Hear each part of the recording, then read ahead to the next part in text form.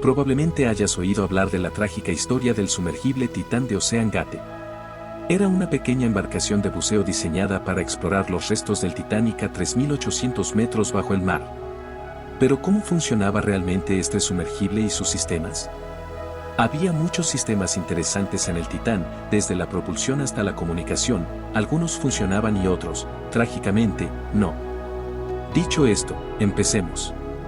El sumergible Titán fue diseñado para llegar hasta 4.000 metros bajo el agua. La presión a esa profundidad equivale a unos 226 elefantes subidos encima de ti. Esta presión, combinada con la oscuridad, el frío y la dificultad para comunicarse con la superficie, es parte de lo que hace que la exploración en aguas profundas sea tan difícil. Todo el sistema pesaba aproximadamente 10 toneladas y estaba compuesto principalmente por algunos componentes principales, el más grande de los cuales era el casco de fibra de carbono, que resultó ser el causante del fallo del vehículo y, lamentablemente, provocó la pérdida de vidas de todos los que iban a bordo. El casco tenía un grosor de 5 pulgadas y la exposición repetida a altas presiones hizo que se colapsara en la séptima inmersión al Titanic. Esto me llevó a preguntarme qué se hizo para intentar evitar que esto ocurriera. La primera forma de prevenir este tipo de fallas es crear un modelo virtual del sumergible y probar sus límites. Sin embargo, la fibra de carbono es conocida por ser difícil de modelar porque no es un solo bloque de material, sino muchas fibras delgadas entrelazadas y curadas juntas. Esto también significa que hay muchas formas en que puede debilitarse a medida que las capas se desplazan y se separan unas de otras. Sin pruebas destructivas para probar completamente los límites del Titán, estos modelos simplemente no fueron suficientes. Aquí es donde se suponía que entraría en juego el segundo sistema. A bordo del Titán había un sistema de monitoreo acústico en tiempo real que OceanGate afirmaba que podía detectar el pandeo del casco de fibra de carbono antes de una falla catastrófica. Según una patente del CEO de OceanGate, Richard Stockton Rush, esto se lograba utilizando múltiples sensores pequeños, como micrófonos ultrasónicos y galgas extensiométricas, para monitorear las vibraciones en la fibra de carbono.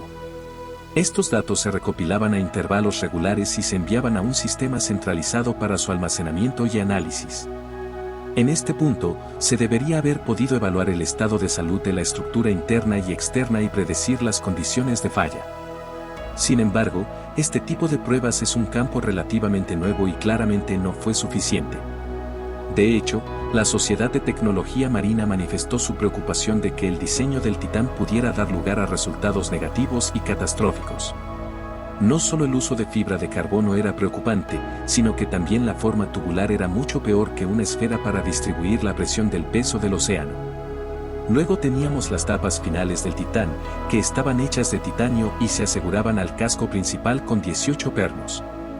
Esto impedía que los pasajeros pudieran salir y la ventana de observación, según se informa, estaba hecha de un material certificado solo para 1.300 metros de profundidad, un tercio de la profundidad del Titanic. Todos estos componentes fueron probados juntos en un modelo a escala de un tercio en colaboración con la Universidad de Washington, momento en el cual un ex empleado llamado David Lockridge expresó preocupaciones de que el modelo a escala del submarino había revelado fallas en la fibra de carbono durante las pruebas de presión. Pero aparte del diseño fatal del casco, ¿cómo operaba realmente el submarino Titán o cómo sabía hacia dónde iba? Después de una breve introducción, el primer paso en el lanzamiento del Titán era desplegar la estación de acoplamiento desde el buque principal. Es por eso que el Titán se clasificó como un sumergible en lugar de un submarino, ya que un submarino puede salir y regresar al puerto por su propia potencia. Luego, la estación de acoplamiento llenaba sus tanques de lastre con agua de mar, aumentando su peso y haciéndolo sumergirse 9 metros bajo el agua. En este punto, el Titán se desacoplaba y comenzaba su descenso mientras la estación de acoplamiento volvía a llenar sus tanques y flotaba hacia la superficie. Al final del viaje, este proceso se revertía. El Titán estaba cuidadosamente equilibrado para no flotar ni hundirse a menos que se activaran los propulsores eléctricos. Tenía un total de 4 propulsores eléctricos que podían impulsarlo hacia arriba, abajo, adelante, atrás o rotarlo. Estos propulsores eran de una empresa llamada Innerspace y estaban diseñados específicamente para operar de manera extremadamente eficiente en ambas direcciones. La energía para estos motores provenía de un sistema de baterías a bordo similar al de los automóviles eléctricos. Los controles del sumergible han sido objeto de escrutinio significativo en los medios de comunicación, centrándose principalmente en el controlador de videojuegos utilizado para dirigir la embarcación. Sin embargo, aunque suene extraño, esto es bastante común en aplicaciones militares. Debido a su facilidad de uso, durabilidad y accesibilidad, los controladores de videojuegos se utilizan actualmente en todo el mundo para controlar desde robots para desactivación de explosivos hasta submarinos de ataque clase Virginia.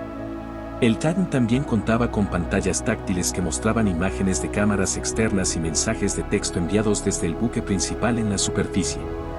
Sin embargo, ninguna de estas funciones se puede lograr fácilmente en las profundidades del mar.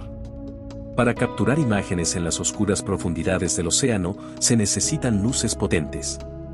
Es por eso que el Titán contaba con 40.000 lúmenes de iluminación externa, aproximadamente 40 veces más brillante que un faro de automóvil.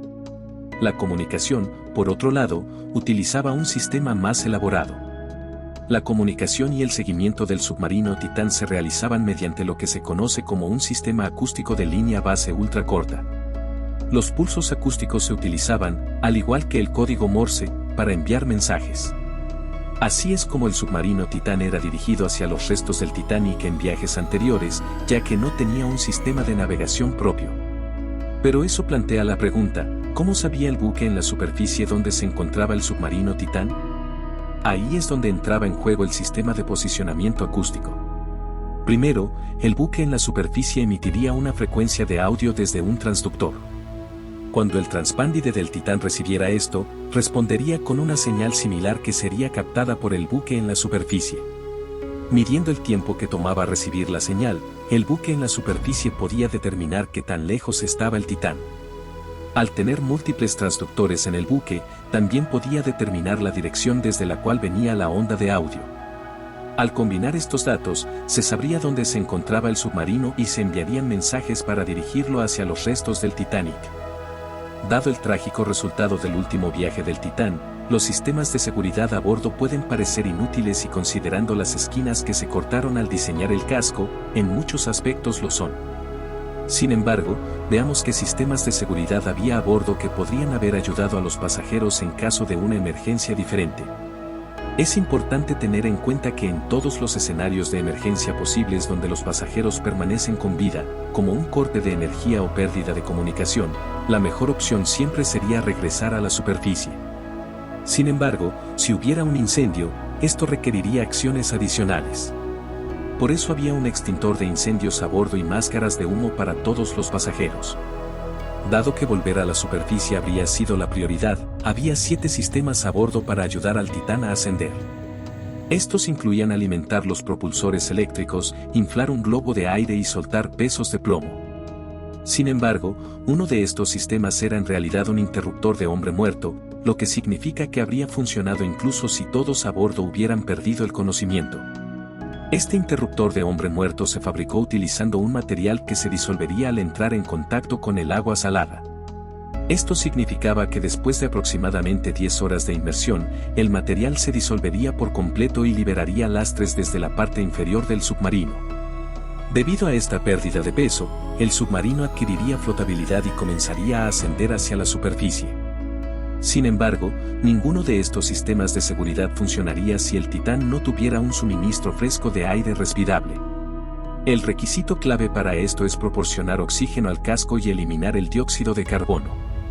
El oxígeno se suministraba a través de tanques a bordo y es probable que el dióxido de carbono se eliminara mediante un absorbente de CO2. Una elección común para esto es el hidróxido de sodio y calcio, que atrapan el CO2 en una reacción química para garantizar que el aire sea respirable. Esta tragedia realmente muestra que el océano debe ser respetado en todos los proyectos que se realicen en él, desde la energía hasta la exploración. Espero que hayas aprendido algo nuevo y hayas encontrado este video interesante. Si es así, apreciaría mucho que te suscribas al canal y dejes tu like si quieres más contenido como este. Nos vemos en la próxima.